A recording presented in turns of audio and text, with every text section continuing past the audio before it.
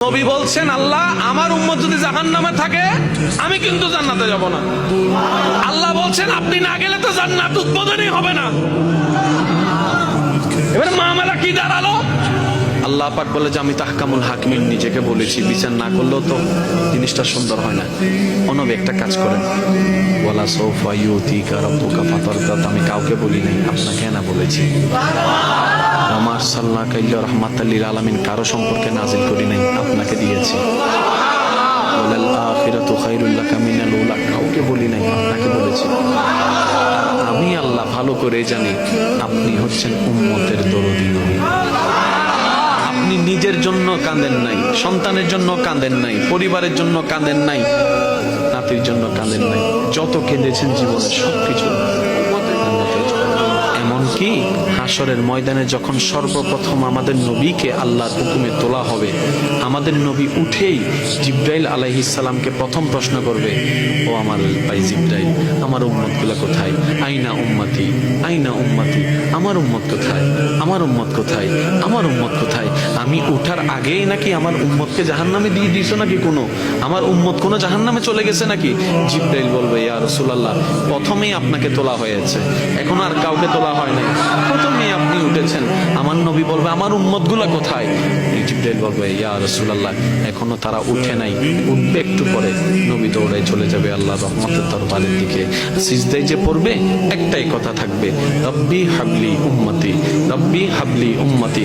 একটু মনোযোগ চাইবো আমি আশিকদের, রব্বি হাবলি উম্মতি, ও আল্লাহ আমার উম্মতগুলাকে আমাকে দিয়ে দাও। তো উম্মতের লিস্টের ভিতরে তো আবু বকর সিদ্দিকের নামও আছে, উম্মতের লিস্টের ভিতরে তো ফারুকে আজমের নামও আছে, উম্মতের লিস্টের ভিতরে তো সাহাবায়ে কেরাম আজমাইনের নাম আছে, উম্মতের লিস্টের ভিতরে তো আহলে বাইতের নাম আছে, উম্মতের লিস্টের ভিতরে তো তাবি তবে তাবি আল্লাহর ওলিদের জান্নাতীদের নাম আছে। এবার আল্লাহ পাক বলবে, আপনি যে বললেন রব্বি হাবলি উম্মতি, উম্মতকে দেওয়ার জন্য আপনি কি আবু বকরের কথা বলছেন? নবী বলে যে না, আমার আবু বকরকে নিয়ে চিন্তা নাই, আমার ফারুককে নিয়ে চিন্তা নাই, আমার ওসমানকে নিয়ে চিন্তা নাই, আমার আলীকে নিয়ে চিন্তা নাই। ও আল্লাহ, আমার উম্মতের ভিতরে যারা জাহান্নামের অধিবাসী হবে ওই উম্মতগুলোকে আমাকে দিয়ে দাও। আল্লাহ বিচারক হয়ে বিচারক করবেন, জাহান্নামীকে জাহান্নামী দিয়ে দিবেন। আহকামুল হাকিমের দায়িত্ব শেষ। এবার নবীকে আল্লাহ সিজদায় যাওয়ার অনুমতি দিয়ে সুপারিশ করাবেন।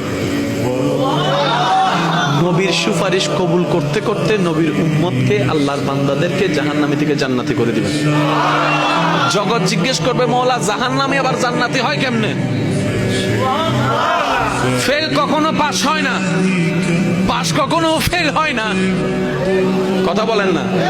দিন কখনো রাত হয় না, রাত কখনো দিন হয় না, জাহান্নামী কখনো জান্নাতি হয় না।